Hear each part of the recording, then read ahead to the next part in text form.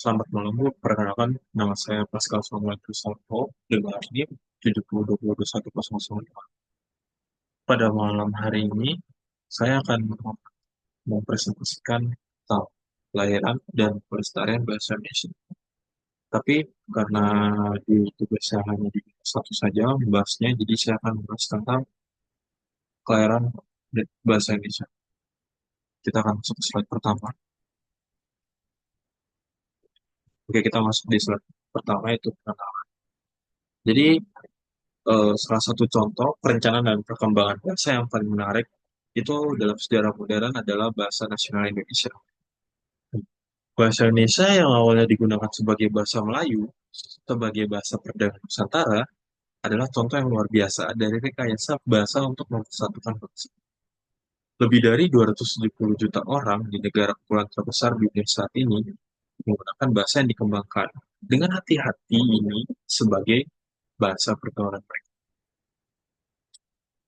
Kisah keberhasilan dalam perencanaan bahasa yang belum pernah terjadi sebelumnya adalah transformasi dari bahasa perdagangan regional menjadi identitas nasional yang bersatu.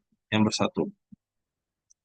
Pilihan bahasa di Indonesia telah mengikat ratusan kelompok etnis dan lebih dari 700 bahasa lokal, membedakan negara dari banyak negara lain yang kebijakan bahasanya justru menimbulkan konflik.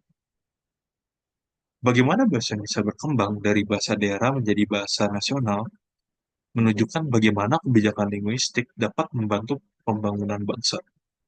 Pergeseran dari bahasa daerah menjadi bahasa nasional memberikan gambaran penting tentang perencanaan bahasa, identitas budaya, dan integrasi nasional dalam masyarakat yang beragam. Nah, selanjutnya kita akan masuk ke sejarah terlahirnya bahasa Indonesia. Oke, kita masuk ke sejarah terlahirnya bahasa Indonesia. Jadi, bahasa Indonesia itu awalnya yang kita pakai adalah bahasa Melayu.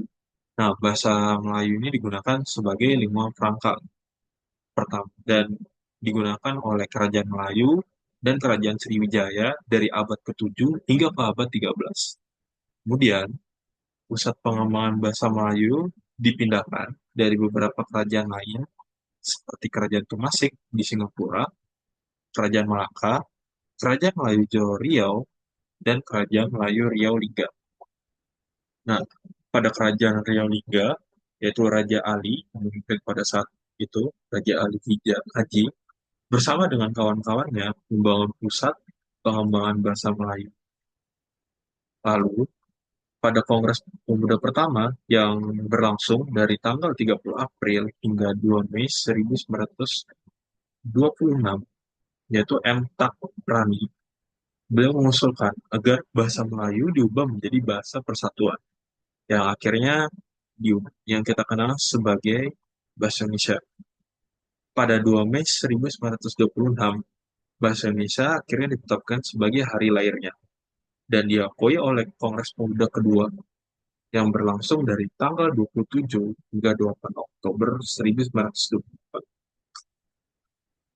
Oke, mungkin eh, hanya ini saja sejarah singkat yang bisa saya bagikan pada Ibu. Saya mohon maaf jika ada kesalahan kata-kata atau perbuatan saya. Saya ucapkan terima kasih dan selamat malam.